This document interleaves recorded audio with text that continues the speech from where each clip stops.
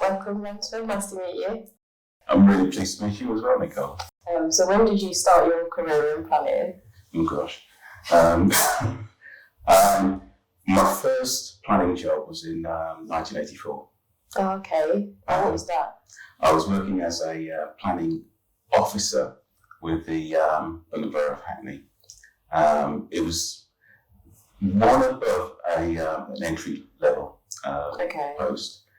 Because previous to that, I'd done about 18 months working for a housing association. Oh, okay. And what did you do at the housing association? What didn't I do with the housing association? It was a community-based housing association that worked to provide long-term and short-term accommodation for young black and minority people who found themselves homeless or about to become homeless. And as often happens in these sort of community roles, you do anything, whatever comes available, you try to the best of your ability to deal with it. So I was doing all sorts of things, interviewing tenants, sometimes talking to their families, sometimes talking to social workers, probation officers, to try and help them to find solutions. We had our own stock of short-term accommodation, so it's sort of renting out those units, settling people in, arranging for their removals and things like that. But it's also about sort of helping people who perhaps never had a gas bill before to deal with, to understand what you need to do with that. I did repairs, collected rent, you name it, we did it. It was a great job. I really enjoyed it. And bizarrely, I had every intention of staying in that job. So why did you leave to become a planning officer? I left in order to get, back then you had to get 2 years experience planning in order to get your RTPI letters. And that's where that was a prize, that was what I was going for.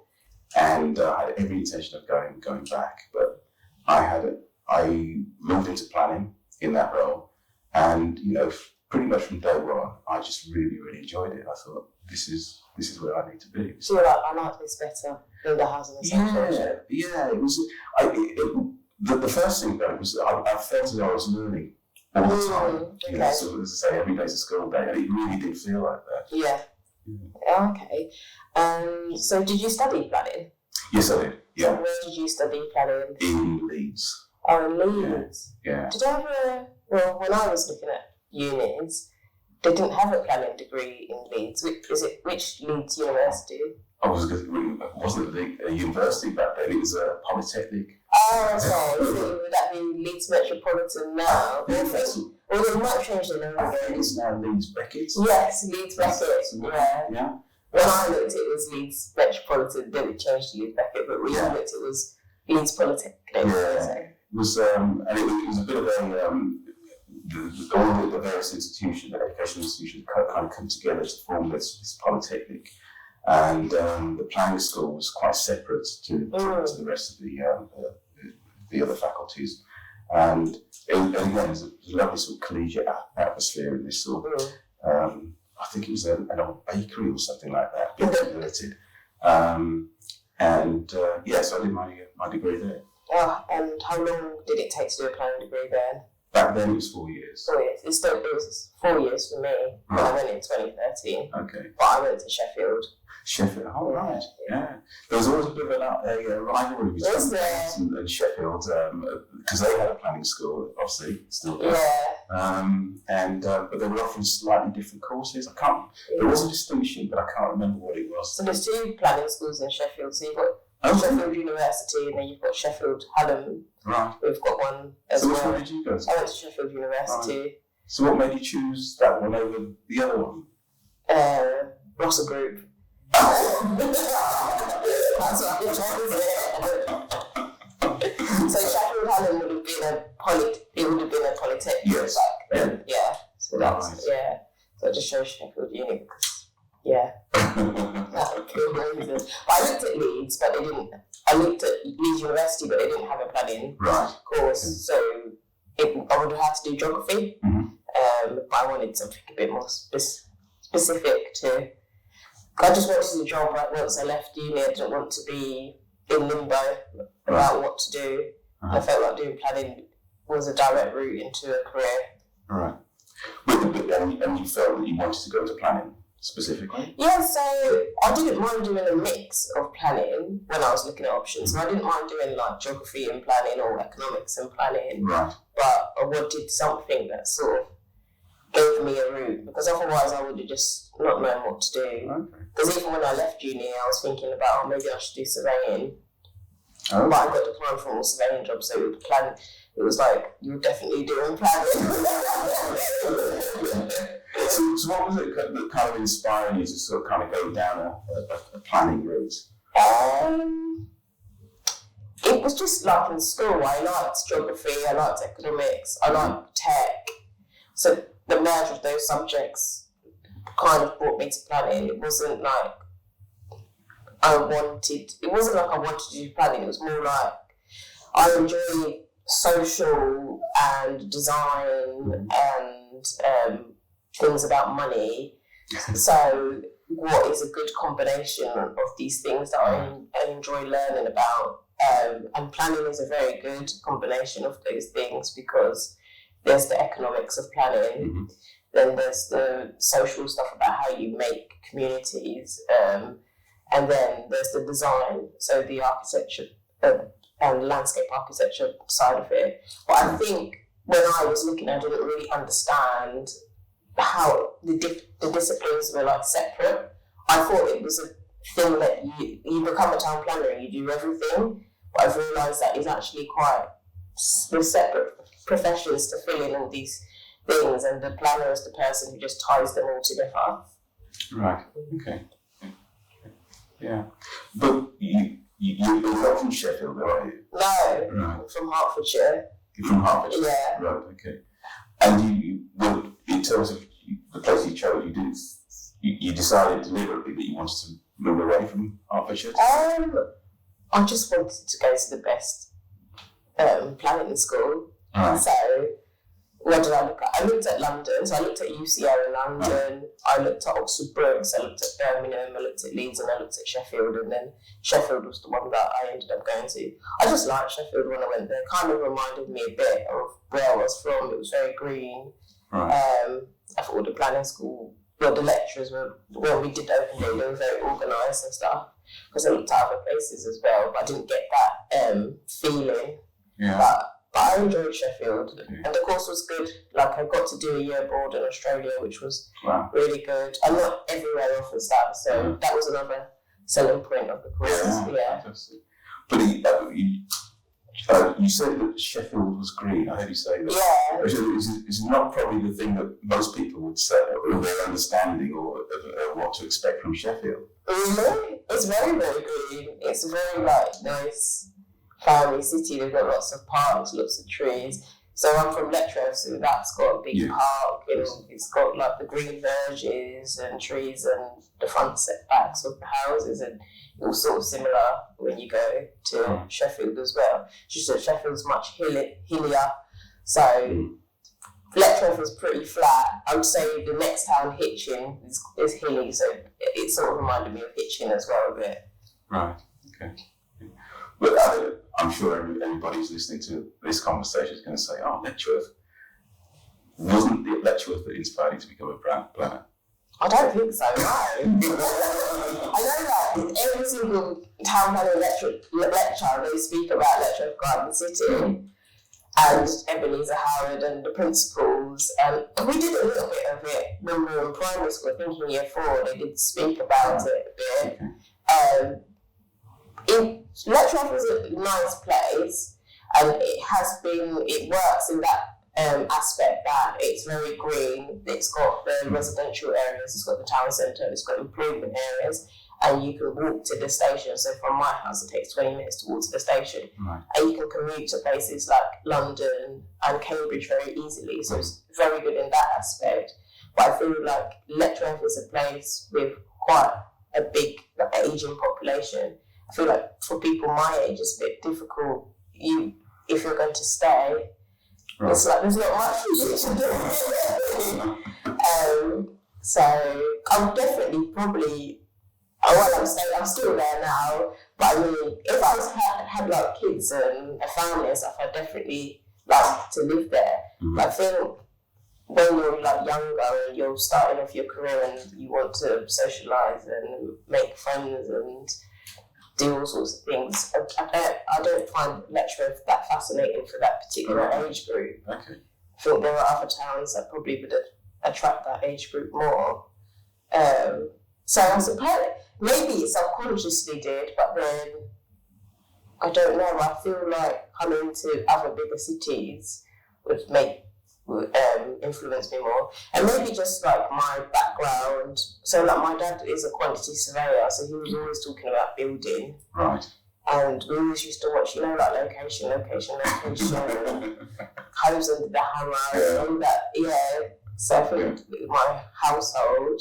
And then, like I used to work in care, and I always used to see how our environments kind of disabled people who didn't have the same mobility and stuff. And I felt like, if we designed places to include these people more, it'd be better. So I think sort of things like that influence me, and like you speak to other people from vulnerable backgrounds, and I do think that we could do more inclusive environments for people. Yeah, it's interesting when you say about how your background and experience of where you lived kind of inspired, kind of shaped your interest in planning. Because that really chimes with me as well.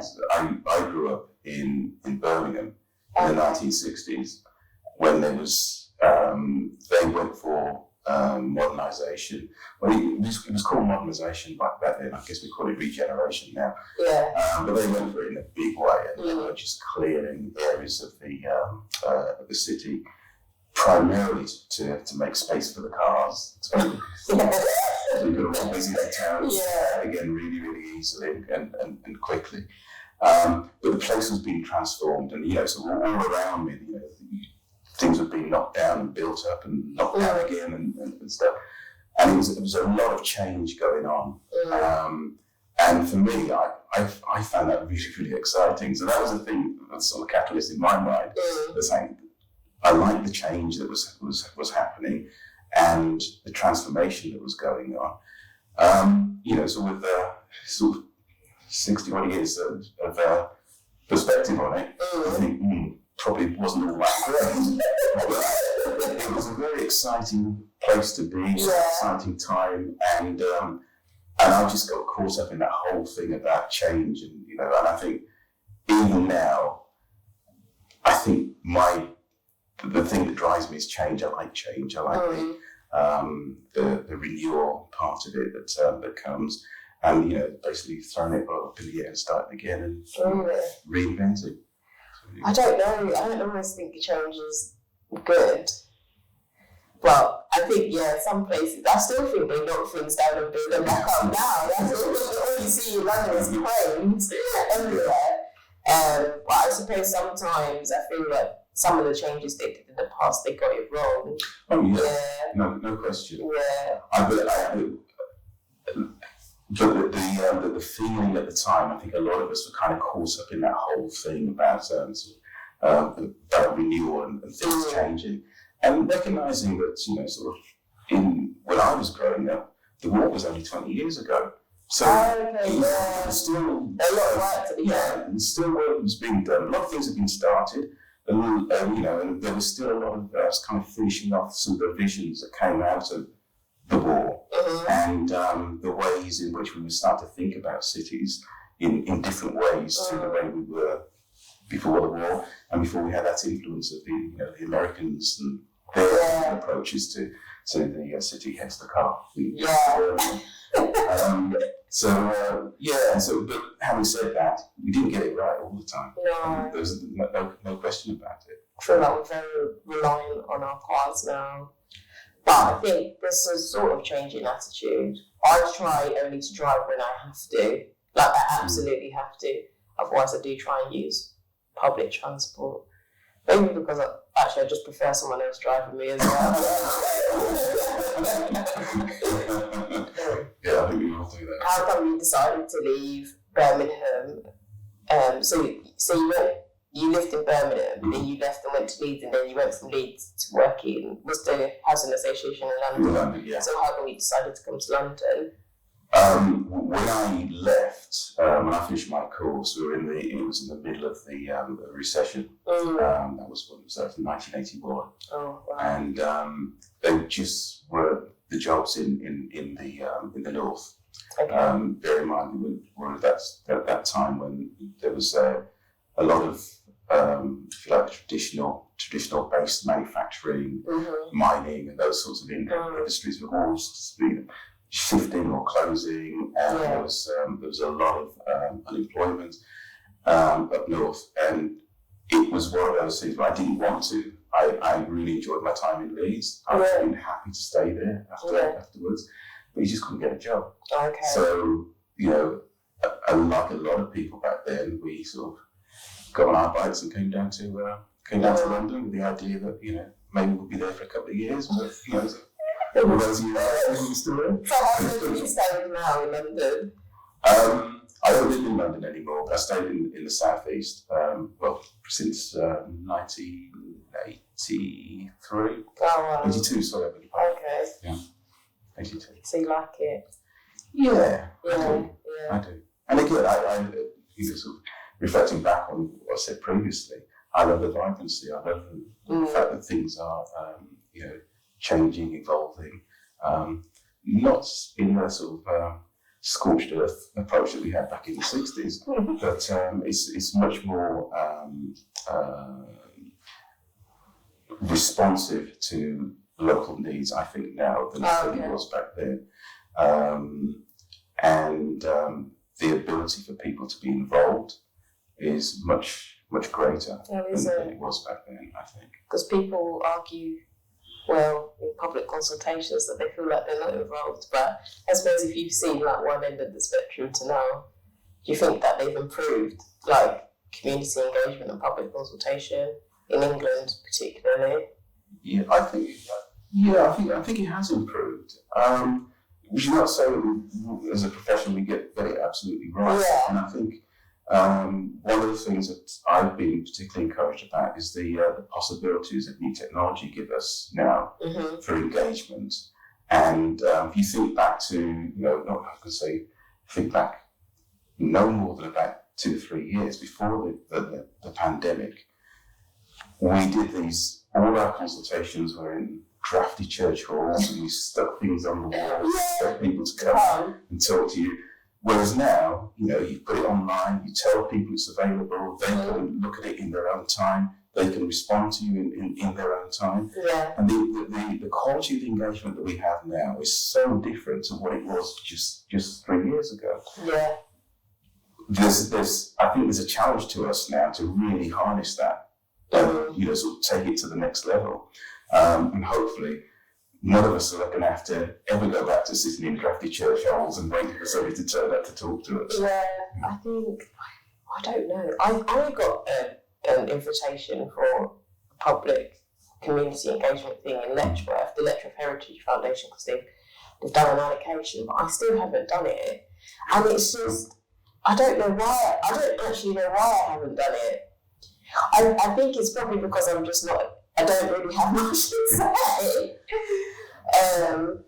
But sometimes I think, is there a way that we could be incentivized to do it? Like, what would make me do it? And I was thinking, I don't know. Maybe if I was going to buy a house in the development, I might do it because I'd have an input on how they design it. But other than that, it's like I'm not bothered if they build there. But then I feel like loads of people that respond are people that are bothered if they build there. So then it's like you're not capturing the engagement of the people who are like, yeah, fine, just build. Yeah. We don't mind. Yeah. I thought my recent example was that we were doing a project in Haringey and doing the consultation during COVID times, and we were looking at lots of different ways of kind of reaching out to people. Yes, we did the leaflets and things, but we also did, drop-in sessions online that people could come to. And, for those, a lot of it was about people coming in and asking questions about, and working out themselves. Is this something I need to be bothered about? We did at the end of the process have the traditional thing where you write your letter in and say you support it or not. But there were lots of opportunities for people to hear about it and to get a better feeling or understanding of what was involved and to ask questions so that when they did make their comments, they were coming from a position of knowledge, not that sort of knee-jerk, I don't want it in my street.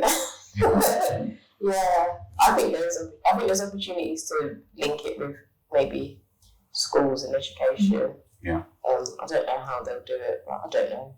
Like we had PSHE days where people would come in, but I never had someone from planning come in. We had who did we have come in? We had the army come in. We had the fire service come in, and someone else that I can't remember who they are. But it would have been nice, I suppose, to have people from different professions come in, because in secondary school I didn't really know what a planner was. It wasn't until I left my secondary school, went to a sixth form college. I went to sixth form college in Cambridge that I started looking at different sort of options, and that's where I looked at like architecture, landscape architecture, and then planning. Right. I had I've mentioned it previously in the podcast, but when I was doing my careers interviews at school, and I said I wanted to be a planner, and they didn't understand what planning was. They thought what I wanted to do was family planning, and I think. But